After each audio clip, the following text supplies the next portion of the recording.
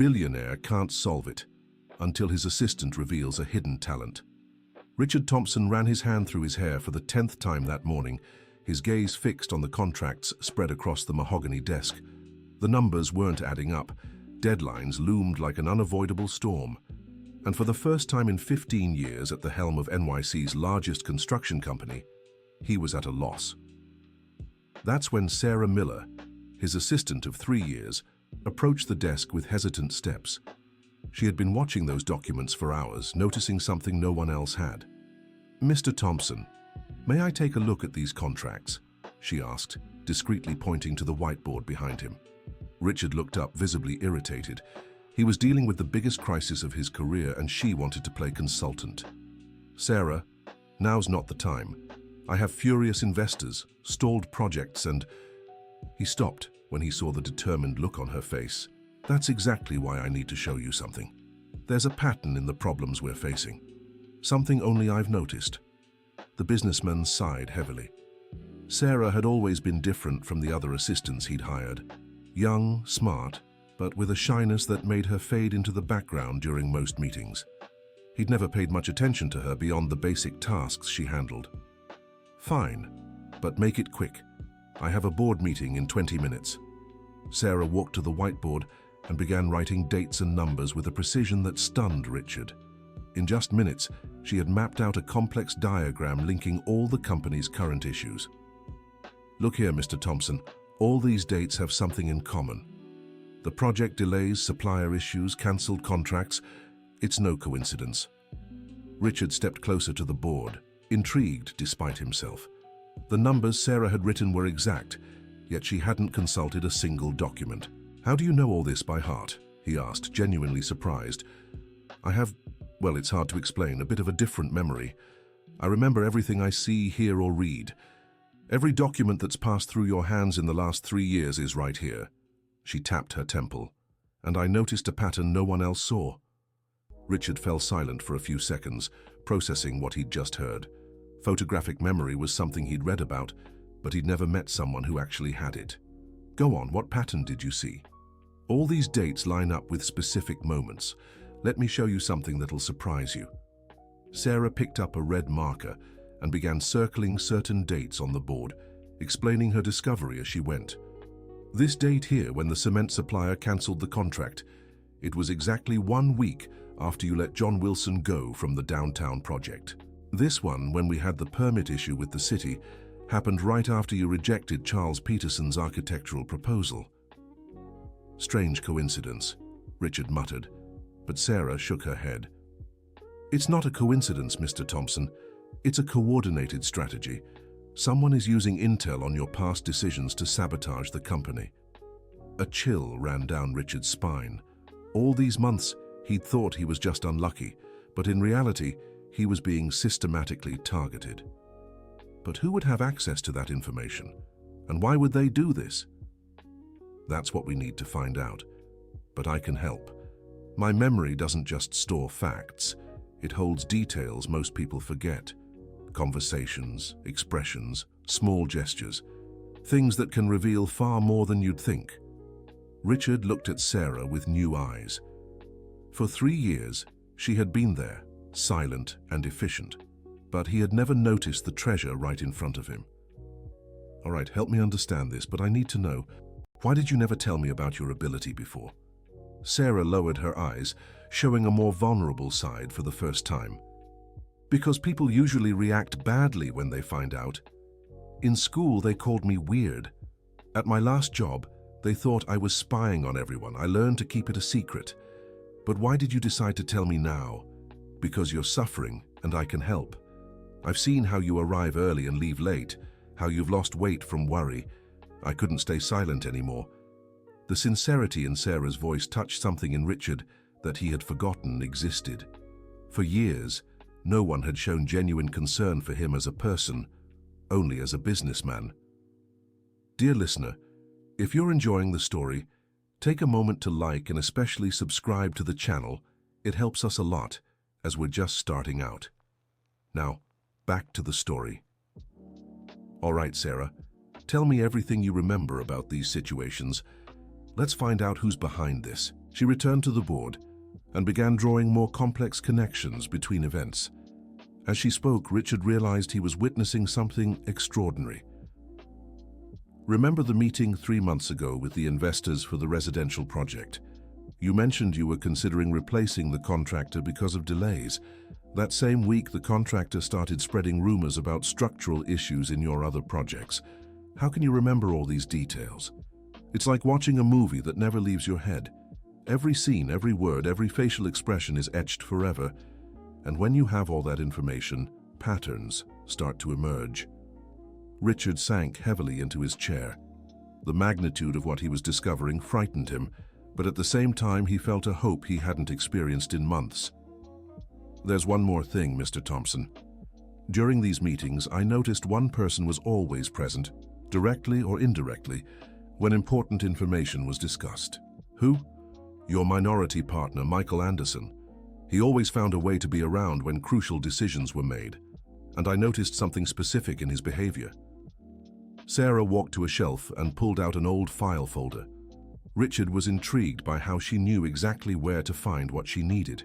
Look at his signatures over the years. Do you notice any changes? Richard examined the documents. At first glance, they seemed the same, but Sarah pointed out nearly imperceptible details. See this slight difference in the letter R? It started appearing about 6 months ago.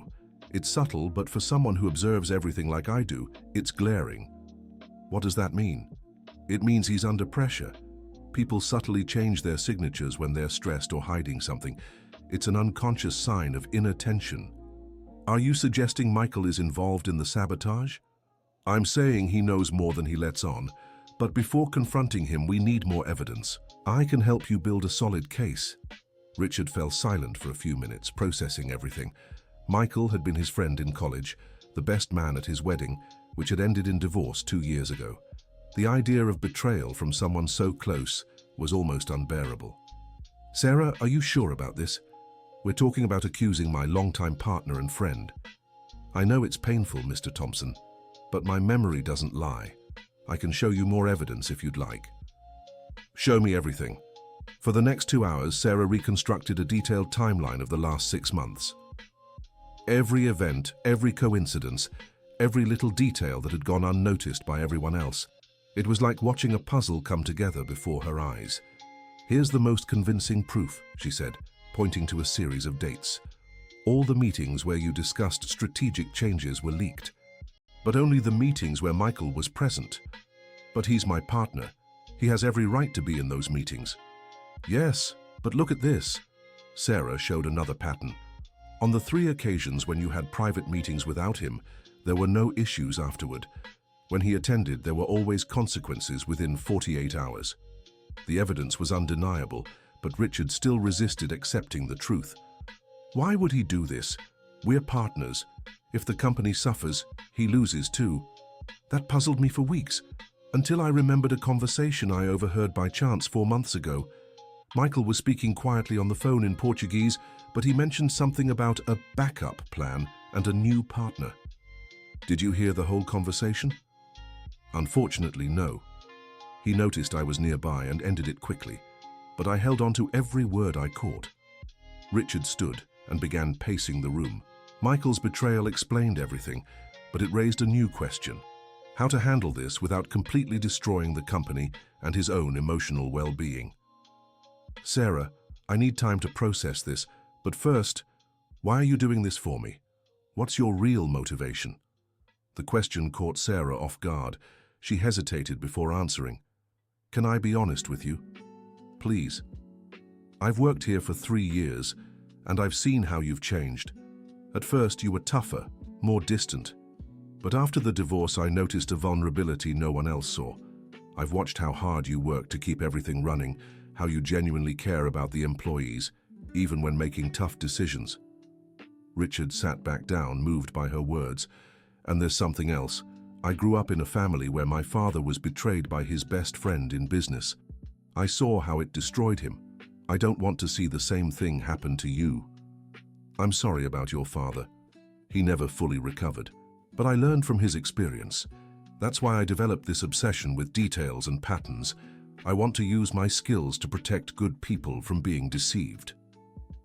Their conversation was interrupted by Jenny from reception, announcing over the intercom that Michael had arrived for the scheduled meeting. "What do we do now?" Richard asked, visibly nervous. "Act normal. We can't let him suspect we've discovered anything. Meanwhile, I'll keep observing and gathering evidence." "How?" "I have a plan, but you need to trust me." Richard looked at Sarah, and for the first time in months, felt he had a true ally by his side. "I trust you. What do you need me to do?" During the meeting, casually mention 3 different projects you're considering. Projects that don't actually exist. If my theory is right, Michael will try to probe for more information about at least one of them. A test. Exactly. I'll watch his every reaction, every micro-expression. My memory will capture it all, and then we can analyze it together. Michael entered the room with his usual smile and greeted Richard warmly. Sarah positioned herself strategically where she could observe both without drawing attention. "Richard, my friend, how are you? I heard things have been tough around here." "You know how it is, Michael. There are always challenges, but we're finding solutions. By the way, I'm considering a few new projects that could change our future." Sarah watched closely as Richard mentioned the 3 fictional projects. With every mention, she noticed subtle changes in Michael's posture, how he leaned forward, how his eyes moved. "How interesting, Richard. Tell me more about these projects. Maybe I can help with some contacts." "They're still in the early stages, Michael, but soon I'll have more details to share." After Michael left, Sarah immediately went to the whiteboard and began noting everything she had observed. "So," Richard asked eagerly, "your suspicions were right. When you mentioned the shopping center project, he discreetly made a note on his phone. When you talked about the luxury condominium, his pupils dilated slightly. And when you brought up the business complex, he repeated the name twice, trying to memorize it. How do you even notice all these details?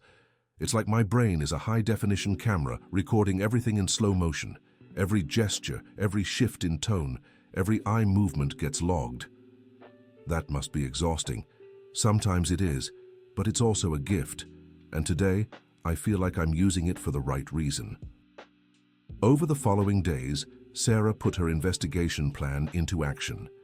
She positioned herself strategically during meetings, observed communication patterns, and analyzed documents with her extraordinary memory. "Mr. Thompson, I've found something important," she said one Thursday morning. "Remember the fake shopping center project we mentioned to Michael?" "Of course. Yesterday, during the supplier meeting, one of them mentioned receiving an inquiry about materials for a shopping center with the exact same specifications you invented." Richard's stomach twisted. The confirmation of betrayal was painful but necessary. "Do we have enough evidence now?" "Almost, but I found something even more disturbing. Michael isn't acting alone." "What do you mean?" "By analyzing his communication patterns, I noticed he always makes specific calls after our important meetings. Always to the same number. I memorized it and traced it back to Robert Parker." The name hit Richard like a punch to the gut. Robert was his biggest competitor, the man who had tried to buy his company multiple times over the years. "Michael is feeding information to Robert?" "From what I've observed, yes, and there's more. Remember the merger proposal Robert made 6 months ago? The one you flat out refused?" "I remember. I believe this systematic sabotage is a way to force you into accepting the merger. If the company is weakened enough, Robert's offer will start looking like the only way out." The malicious brilliance of the plan both impressed and horrified Richard. For months, he'd been battling problems he thought were external, when in reality, they were being created by someone he trusted completely. "Sarah, you've saved my company. How can I repay you?" "We're not done yet, Mr. Thompson. Now that we know who's responsible, we need a plan to confront them before they destroy more evidence." "What do you suggest?" "A 2-part strategy. First, we'll feed Michael false information about a crucial meeting with Chinese investors. If he passes it to Robert, we'll have definitive proof of betrayal. Second, I'll use my memory to reconstruct every conversation and document that could serve as legal evidence." "You can really remember entire conversations from months ago?" "Word for word, tone of voice, Even pauses and hesitations. It's like I recorded everything. Dear listener, if you're enjoying the story, don't forget to like and especially subscribe to the channel. It really helps us newcomers. Now, continuing. Over the next week, Sarah worked tirelessly, reconstructing a detailed timeline of evidence. Her ability to recall exact conversations even impressed Richard, who was beginning to truly grasp the magnitude of his assistant's talent. I managed to reconstruct 17 specific conversations where Michael obtained sensitive information, she reported. I also identified 8 documents he discreetly photographed with his phone during meetings. How did you see him photographing documents? Specific body movements. When someone is secretly taking photos, there's a sequence of micro movements that are always the same. Positioning the phone, adjusting the angle, checking if anyone is watching. My memory recorded all these patterns. You're incredible, Sarah. But tell me something. Doesn't this ability haunt you sometimes? Sarah stopped writing and looked at him with a thoughtful expression. Sometimes, yes. It's hard to forget the bad things I've witnessed, the painful conversations I've overheard. It's like my brain is an archive that never deletes anything. Have you ever tried seeking help to cope with it? Once, I went to a psychologist, but when I explained my condition, he didn't believe me, said I was exaggerating. Since then, I've learned to handle it alone. I'm sorry. It must be lonely carrying this by yourself. It is. But today, I feel my difference has a purpose. I'm using it to help someone I admire. Sarah's honesty touched Richard deeply. He began to realize that beyond saving his company, she was saving something within himself that he had lost during his divorce and the troubles of recent years, the ability to trust people. It's time to execute the final plan, said Sarah. I'll set the trap for Michael. The following Monday, Richard had a carefully planned conversation with Michael about the fictitious Chinese investors. Sarah observed every reaction, every word, every gesture. The Chinese are interested in closing the deal by the end of the week, said Richard. This is the opportunity we've been waiting for to get out of this crisis. That's fantastic, Richard. How much are they offering? $50 million for majority control. The meeting is scheduled for Thursday at 3 in the downtown office. Sarah noticed how Michael immediately fixated on the specific details, asking questions a loyal partner wouldn't need to ask. After Michael left, Richard felt emotionally drained. How could someone I considered a brother do this to me? Sometimes people change for money, Mr. Thompson, or maybe Michael was always like this, and you only saw what you wanted to see. You're right, but it still hurts. I understand. But now we'll find out if our trap worked. They didn't have to wait long. On Wednesday morning, Sarah intercepted a call that confirmed their suspicions. Robert called asking about the Chinese investors, she said. He mentioned specific details only Michael could have shared. So we have our definitive proof. Yes, but I found out something else. Robert scheduled an emergency meeting for this afternoon. I believe they're planning a final move to force the sale of the company. What do? We confront them both, but in a way they won't expect. Sarah had meticulously planned every detail. She arranged a meeting where Richard would confront Michael in front of witnesses, including the company's lawyer. Michael, I need to talk to you about something serious, said Richard when his partner entered the meeting room. Of course, Richard. What's this about? It's about the Chinese investors who don't exist. Michael's face instantly paled. Sarah watched every micro-expression, noting how he tried to control his reaction, but his body betrayed him. I don't know what you're talking about. Yes, you do, Michael. Just as you understand why Robert Parker called yesterday asking about those same fictitious investors. Michael looked around the room, realizing for the first time that there were more people present. His expression shifted from feigned confusion to genuine panic. Richard, let me explain. There's no need to explain anything. Sarah has already explained everything. Michael turned to the assistant with a mix of surprise and anger. Her? What could a mere assistant possibly know? This mere assistant? has an extraordinary memory and managed to reconstruct every conversation you had here, every document you photographed, every piece of information you passed on to Robert. Over the next hour, Sarah systematically presented all the evidence she had gathered. Her ability to recite entire conversations with exact dates and times left Michael with no arguments to defend himself. "Why, Michael?" Richard asked, his voice heavy with sadness. "We've been friends for 15 years. Because you never valued me the way you should have," Michael exploded. "I was always the minority partner, always left with the scraps. Robert offered me an equal partnership in his company. You could have talked to me about it. Talked for what? You were always too arrogant to listen to criticism." The accusation struck Richard, who acknowledged there was some truth in Michael's words, but that didn't justify the betrayal. "Even if I have flaws, Michael, that doesn't justify what you did. You deliberately sabotaged our company, put 50 families' jobs at risk." I didn't think of it that way." "Of course you didn't, because you only thought of yourself." The company's lawyer presented the documents for the dissolution of the partnership. Michael would be removed immediately, losing his stake in the company in exchange for not facing criminal charges. After Michael signed the documents and left the building for good, Richard found himself alone with Sarah in his office. "It's over," he said, more exhausted than relieved. "This part is over. Now we need to rebuild the company." "We need to? You talk as if you're staying. If you'd like, I'd be very happy to continue, but not as a mere assistant." Richard smiled for the first time in weeks. "What position would you like to take?" "Director of Strategic Analysis. I can use my memory to identify patterns, predict problems before they happen, analyze client and supplier behaviors." "That's an excellent idea, but first, let me ask you something. Why were you content being an assistant for 3 years with such an extraordinary talent?" "Because no one ever believed in me before. You were the first person who took my ability seriously." "Then let's make it official. In addition to Director of Strategic Analysis, you'll be my minority partner, 20% of the company." Sarah fell silent for a few seconds, processing the offer. "Mr. Thompson, that's very generous, but..." "No buts.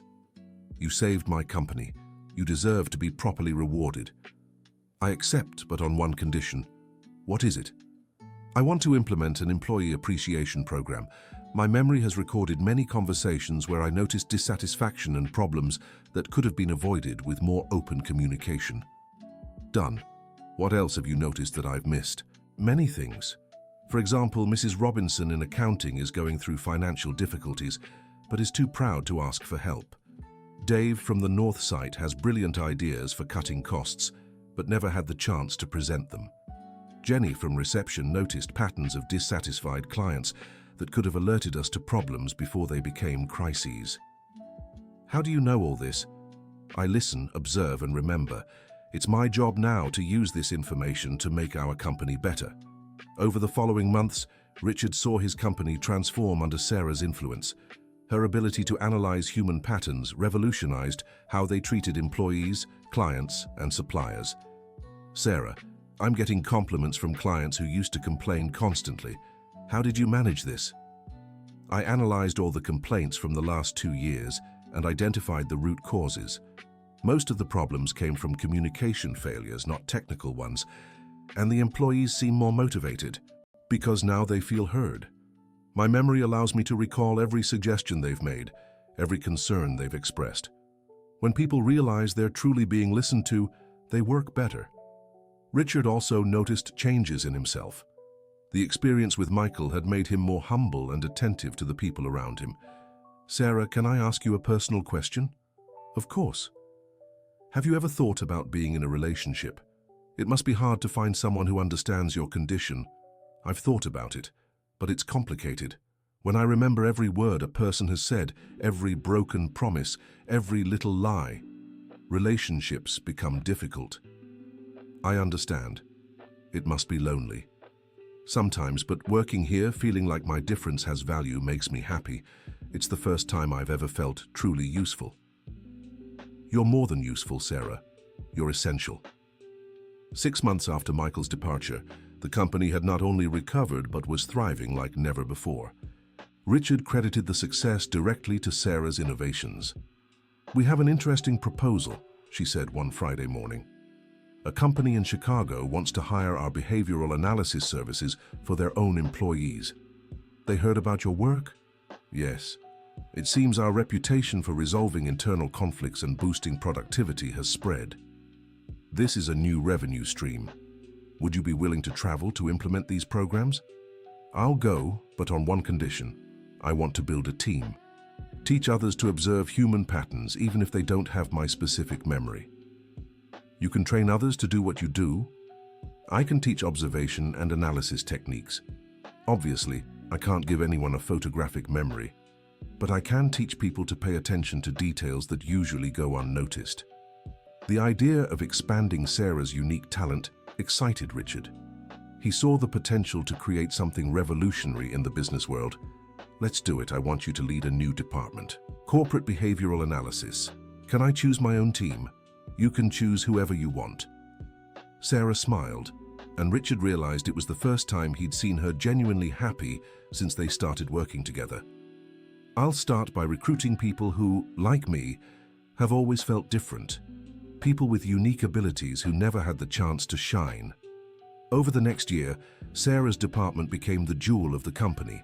They resolved conflicts that seemed impossible, identified potential problems before they arose, and created more harmonious work environments. "Sarah, you've changed my life," Richard said one afternoon as they watched the bustling company headquarters. "You've changed mine too. You gave purpose to something that always felt like a burden." "Do you regret revealing your secret?" "Never. It was the best decision I've ever made. And I feel lucky to have such an extraordinary partner. We make a good team, don't we? The best team I could imagine." 2 years after the crisis that nearly destroyed his company, Richard reflected on how everything had changed. Michael's betrayal, which initially seemed devastating, had been the catalyst for discovering the treasure right under his nose. "Sarah, I have a confession to make." "What is it?" "For 3 years you worked for me, and I barely noticed your presence. I regret that." "Don't. If you had noticed me earlier, you might not have valued my talent when you truly needed it. You always see the bright side of things. It's a way to cope with a memory that never forgets the bad. If I don't look for the good, I drown in negativity. That's wisdom I'm still learning." Dear listener, if you're enjoying the story, take a moment to like and subscribe to the channel. It helps us a lot as we're just starting out. Now, back to the story. The company continued to grow, but now with a different philosophy. Instead of focusing solely on profits, they prioritized human well-being. Knowing happy and valued employees produced better results. "We've received an invitation to speak about our methodology," said Sarah, entering the office with an official envelope. "Where?" "New York University. They want us to present our behavioral analysis model to business students. Will you accept?" "Only if you come with me. This company is ours, and our success is shared." "Of course I'll go with you." The lecture was a resounding success. Students and professors were fascinated by how Sarah used her exceptional memory to solve complex business problems. "Professor Miller," a student asked during the Q&A, "how can others develop skills like yours?" "Start by observing the people around you, not just what they say, but how they say it. Pay attention to body language, to small details that reveal feelings and motivations. Practice active empathy. And most importantly," Richard added, "value differences. People who seem odd or different often have unique talents that might surprise you." After the lecture, Sarah received multiple offers from other universities and companies. Her story had become an inspiration for many who also felt different or misunderstood. "You're becoming famous," Richard teased. "It's strange. My whole life I hid because I was different, and now that difference is bringing me recognition. How do you feel about it?" "Responsible. I want to use this visibility to help others like me, people with unique talents who don't know how to use them. What if we started a foundation? A foundation? To identify and develop unique talents in people who lack conventional opportunities. We could use some of the company's profits to fund it." Sarah was moved by the idea. It was exactly the kind of project that would give her life even more purpose. I'd love that, but I want to include something specific. What? A program to teach business owners how to recognize hidden talents in their employees. How many Richards out there have Sarahs by their side without realizing it? Brilliant idea. Let's call it the Unique Talents Foundation. Over the following months, they worked on developing the foundation. Sarah used her memory to recall every talented person she'd ever met, building a network for the new project. "Remember Paul, the boy who delivered mail in this building?" she asked. "Vaguely. He has an incredible ability to memorize addresses and find his way. He never gets lost, even in places he's only visited once. He could be an excellent logistics specialist if given the chance. Let's reach out to him. And Mary, who cleans the lower floor. She has a natural talent for detecting equipment issues just by the sounds they make. She could be an exceptional maintenance technician." "How did you notice that?" "I heard when she mentioned to another employee that the air conditioning in reception was making a different noise 3 days before it broke down.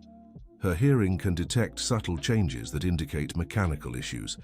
Richard was impressed once again by Sarah's ability to see potential where others saw only ordinary people. The Unique Talents Foundation was officially launched a year later, with significant media coverage. The story of how an assistant with a photographic memory saved a company and transformed lives touched thousands. "Sarah, you've become a symbol of hope for so many people," Richard said during the launch ceremony. "It's a big responsibility, but I'm ready for it. And I'll be by your side every step of the way." During the event, they received hundreds of letters from people sharing their own stories of unrecognized talents. Each letter reinforced the importance of the work they were doing. "Look at this one," Sarah said, holding up a particularly moving letter. "It's from a 60-year-old woman who has always had an exceptional ability to calm animals. She works as a cleaner but dreams of becoming a veterinarian. Can we help her? We could create a scholarship program for people who want to change careers later in life. It's never too late to discover and develop talents." Another excellent idea. 3 years after nearly losing everything, Richard found himself in a position he had never imagined. His company was thriving, his foundation was changing lives, and he had learned that true success comes from recognizing and valuing human potential. "Sarah, sometimes I think about what would have happened if you hadn't decided to help me that day. You probably would have lost the company to Michael and Robert. And you would still be an extraordinary assistant working in an ordinary role. Yes, sometimes things happen exactly when they're meant to. Do you believe in fate? I believe some people come into our lives to teach us important lessons. You taught me it's possible to be valued for who I truly am. And you taught me that the most valuable people are sometimes right in front of us, waiting to be seen." During a foundation board meeting, Sarah presented impressive statistics about their impact. "We've identified and developed unique talents in over 500 people.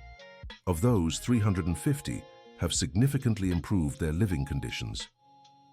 "What kinds of talents have you discovered?" asked one board member. "From people with exceptional sensory abilities to individuals with extraordinary intuition for solving specific problems. Every talent is unique, just like every person." "And the impact on companies that adopted our methodology?" asked another member. "Productivity increased by an average of 40%, internal conflicts dropped by 70%, and employee turnover was cut in half." Richard smiled proudly as he listened to Sarah present the results. She had transformed from a shy assistant into a nationally respected leader. "We have requests for international expansion," she continued. "Companies in Canada, Australia, and the United Kingdom want to implement our programs. Do you feel ready for that expansion?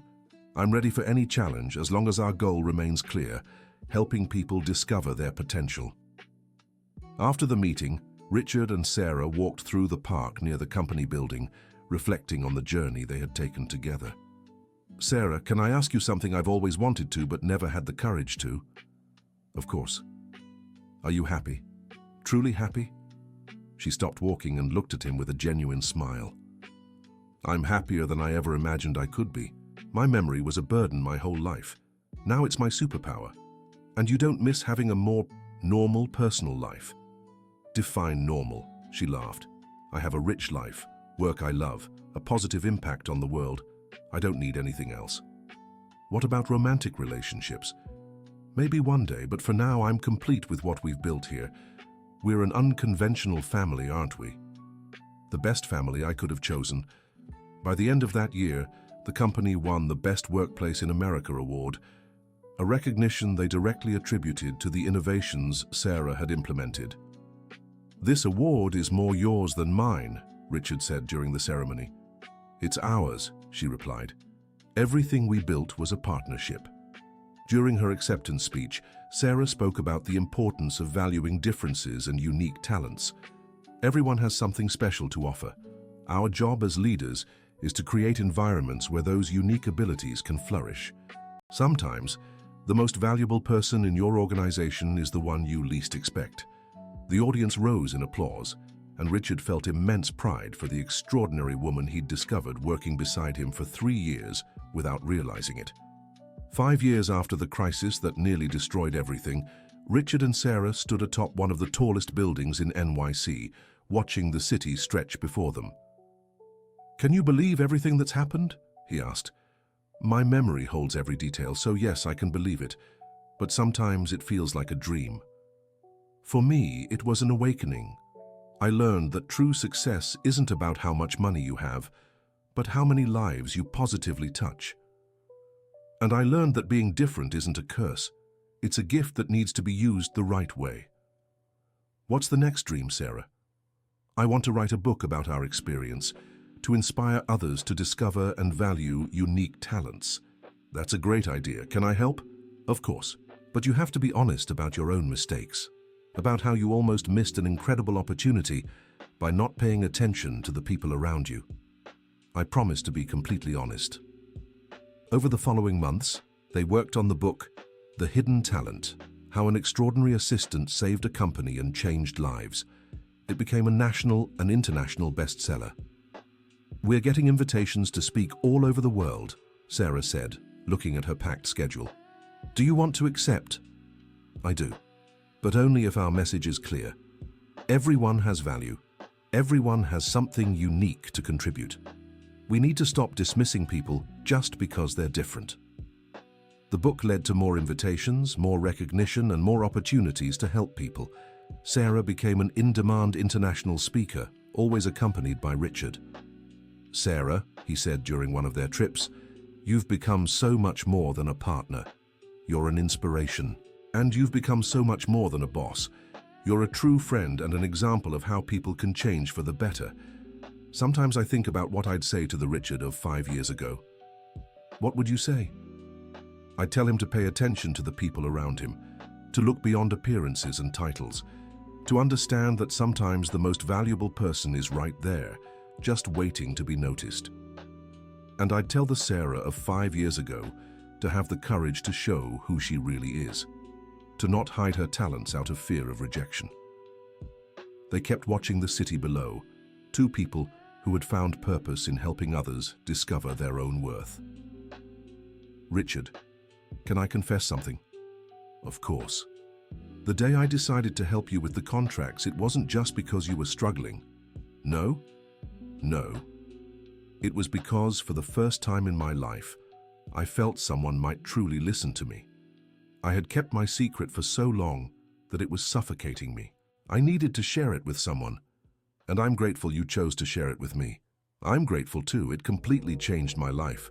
Our next project should be a permanent training center, a place where people with unique talents can develop their skills.